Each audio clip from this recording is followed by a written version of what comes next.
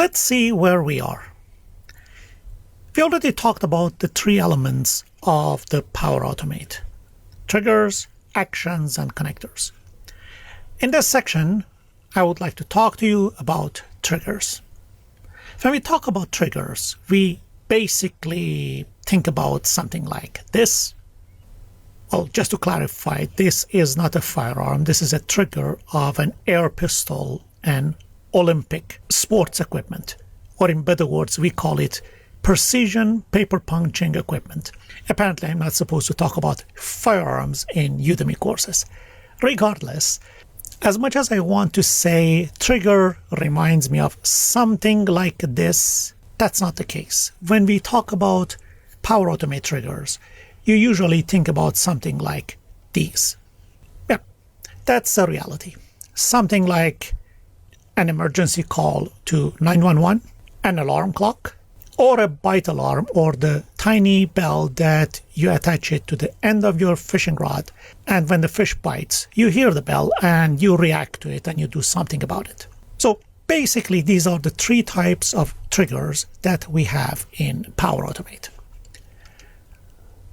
The ones that we fire them manually are the ones that you have a button, something like your Power Automate app, or you have an external application that fires a flow when needed. So basically something like manually trigger a flow that we already worked with it in the first chapter when we were going through the introduction.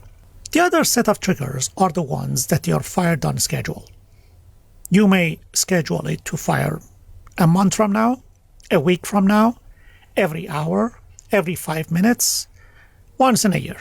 It doesn't matter how, but these guys, they are totally independent of any external event. You cannot manually run them, and it only runs when the schedule based on the internal Power Automate clock says, okay, run. Of course, we set the schedule and we decide on what schedule it should run. For these ones, we have recurrence or schedule trigger. The third group of triggers are the ones that they monitor and react to an external event. Something like when the file is created in SharePoint, when an email is received, when some list item changed, when an item in the Common Data Service entity has been deleted. Anything like that. These are the events that they are basically monitored, and these triggers basically react and start a flow when these changes happen. So three types. Someone manually starts a flow runs on schedule, or flow reacts to an external event or anything that happens outside the flow.